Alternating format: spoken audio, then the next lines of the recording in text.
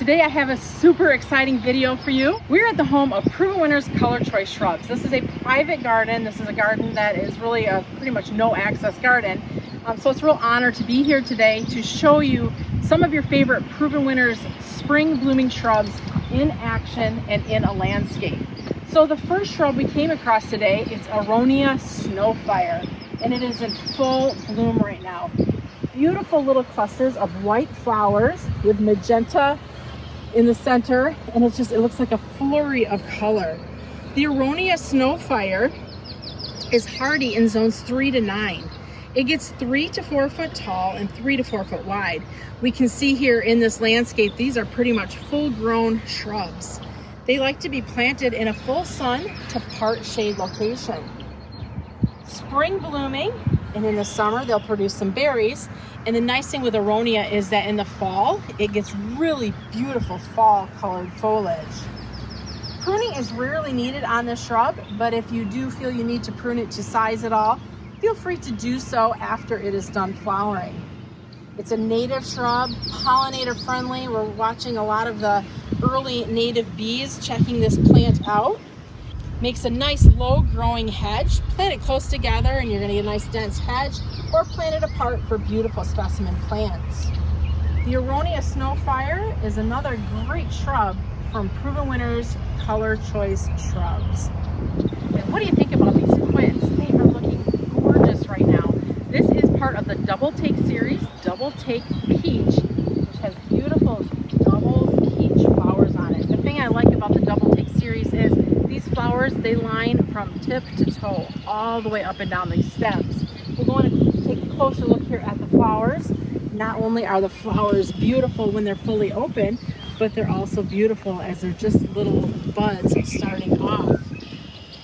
The Double Take Peach is hardy in zones 5 to 9, as is all of the quints in the Double Take series.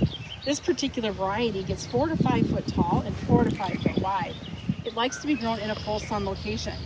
The best time to trim this plant, if you feel trimming is needed, is after it is done flowering. A nice pollinator friendly plant, early spring blooming, it just gives you a mass of beautiful colors. And if peach isn't your color, there's other options available. There's scarlet, there's pink, there's orange, there's even white.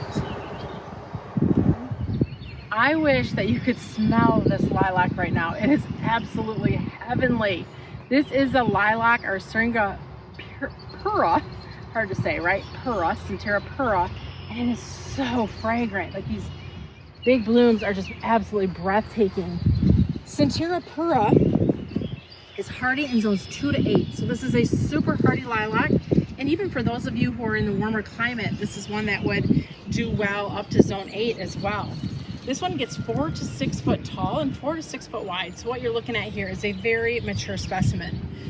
This likes to be planted in full sun, and it's a spring blooming shrub. If trimming is needed, it's best to trim your lilacs after they are done flowering because they bloom off of the previous season's growth. Pollinator friendly, super fragrant as we mentioned, this Centa Pura is such a beautiful addition to any landscape or garden. It makes a nice hedge or specimen plant, as you're seeing here in this garden. I don't know about you, but this lilac is just saying, take me away. It is so beautiful. If you don't have a lilac in your garden, I think these have a lot of sentiment as well. A lot of memories are kind of formed or associated to the lilac plant. Maybe it was in your grandma's yard or in your parents' yard as you were growing up.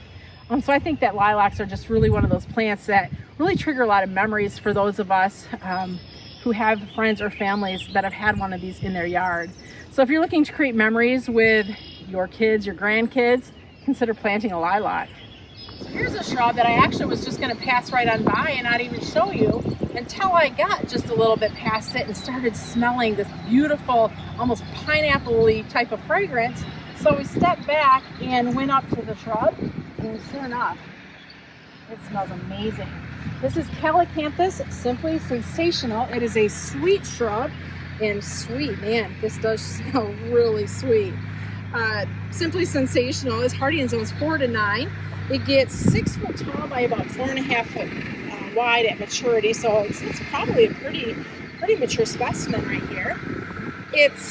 likes to be grown in full sun to part shade locations, and the flowers are just starting to open up. So they're not fully to their full bloom potential yet, but just those few little flowers that were open created quite a lot of fragrance.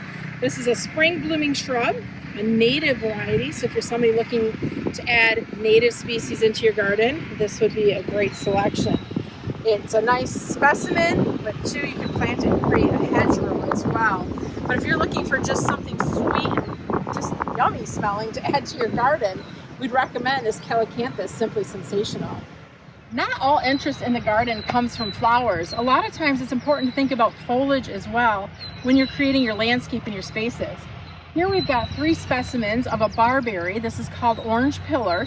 And as you can see, the name is pillar, but as you can see, it's got a nice upward habit. A lot of barberries are more low growing or mounding shape, where this one here is more narrow and tall. Sunjoy orange pillar is hardy in zones 4 to 8, and it gets 3 to 4 foot tall and about 1.5 to 3 foot wide. Looking at these specimens here in the garden right now, I would say 4 foot is pretty accurate, and these are about 2 foot wide. Orange pillar like to be grown in full sun locations, and they're a nice shrub because they're always going to have color from spring until the fall. As far as deer, you don't need to worry about deer touching your barberry. Barberry do have some small thorns on them, so when you're touching them, you do want to be careful that you don't get poked, but that is also a good deterrent for the deer that they're not going to touch these flowers as well. This is a great plant for borders, planting several of them together, and you can make a really colorful border row, or just plant one singularly in the landscape for splashes of color here and there. I'm really loving the new growth, which is that really bright orange color. As we look inward toward the plant a little bit more, we're seeing more shades of green and yellow, and that's because they're more shaded in the inner parts of the plant. The areas that the sun is touching is where we're getting the nice, beautiful, vibrant color. So if you were to grow this in more of a shadier type location, it's not going to be near the vibrant color you're seeing here in the full sun. So to get the best color out of your barberry, and this is true of pretty much any barberry, growing it in the full sun is really going to intensify and bring out that beautiful color.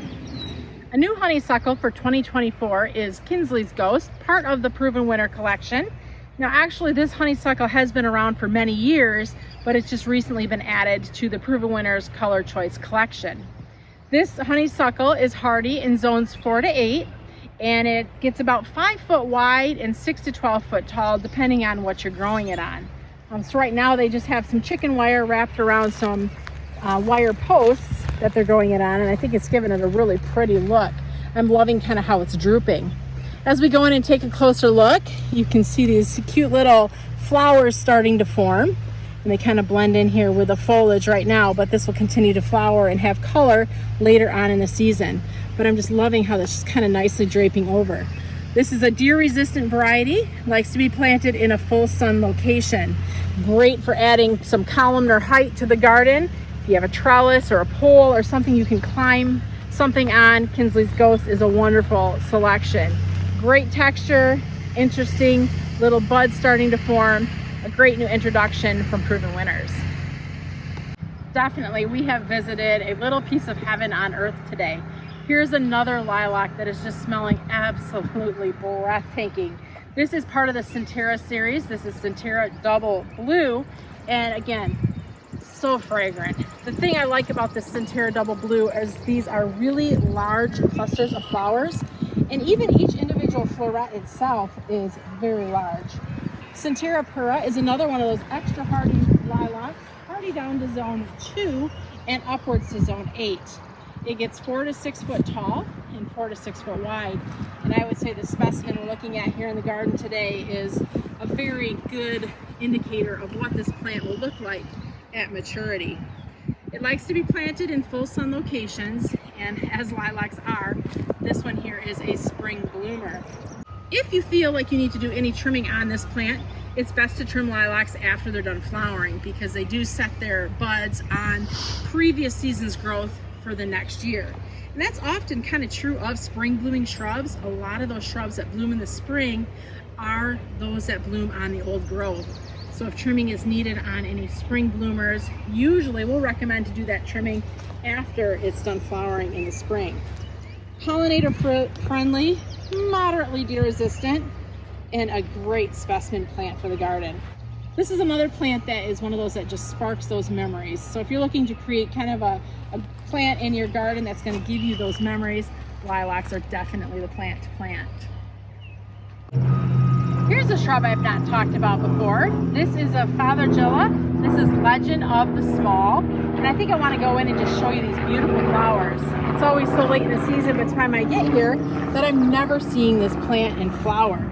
So this is also called a bottle brush, Fathergilla bottle brush, Legend of the Small. This particular shrub is hardy in zones 5 to 9, and it's a compact shrub variety that only gets about 2 to 2.5 foot tall and 2 to 3 foot wide. It likes to be grown in full sun locations, and in the spring it's got these beautiful bottle brush looking white flowers. The other thing with this plant is not only does it have beautiful spring flowers, it has fantastic reddish orange fall foliage. So it's one of those shrubs that you kind of get 2 seasons of interest out of. It's a native species, so if you're looking for natives to add to your garden, this is a great selection. So a nice plant that the pollinators enjoy, and it's got moderate deer resistance. Planted as a specimen or in mass, as we're seeing here in this garden, to create just kind of a fun and eerie look to your spring garden. Not too dense yet with the foliage. It's really those beautiful white bottle brush flowers that are sealing the show in the spring. All good things have to come to an end, and I'm sad to say that this is the end of our tour for today, but I promise you we are going to be back again, hopefully in another month or so, just to see the transition of what's next in the blooming shrub world. So today we're going to end the video here. I'm in just a massive plant of the rhododendron Dandyman color wheel. So these are actually at the very end of their bloom cycle. This is a truly unique looking rhododendron because you're going to get 3 different colors off of just one plant. So when the buds start to emerge, they're a beautiful magenta color, bright magenta. As the flowers open, they turn to darker, and then as they go, they'll go lighter pink. And then as these flowers really get to the very end of their bloom cycle, they're going to be nearly white. So at one time, potentially, you could be seeing the new buds of magenta, the flowers that are halfway of more of a medium pink, and then as the flowers really begin to fade, a near white coloration. The Dandyman series color wheel is hardy in zones 5 to 9. They can get 4 to 8 foot tall at maturity. So these here are obviously not mature shrubs, as these are only about 3 foot tall or so. They like to be planted in full sun to part shade locations. The best time to trim your rhododendron, if you feel like it's needed, is after they're done flowering. These are a wonderful spring blooming, pollinator friendly shrub that can be used as a specimen in hedges or even creating a nice screen of color. One thing I will say about rhododendron, and this is from personal experience, is these are not a deer-resistant shrub. So you can still enjoy these beautiful blooms if you spray them with deer deterrent. In the winter, what I do is I take fencing and put a fencing around them so that the deer aren't grazing on the buds all winter long. But definitely, using a little bit of sacrifice of needing to use the netting or spraying some deer deterrent on it, the reward is absolutely breathtaking. If you have any questions on any of the shrubs that we talked about today, you can leave a comment below. Everything we talked about today is available on our website, gardencrossings.com. So we'll try to put some links below to the various shrubs that we visited along on today's tour. But yeah, there's so many beautiful things to share with you, and as the summer goes on, the shrubs just continue to flower and so many new varieties emerge with their beautiful blooms, or even into the fall with the fall foliage. I never thought it would be possible to have a garden with made up entirely of shrubs and always having something in color. This gardening is proof positive that it can be done. Now obviously this is a huge garden. But selecting, various shrub varieties, you too can have a garden that is always in color using your favorite shrubs. Thanks for watching. I'm Heidi from Garden Crossings.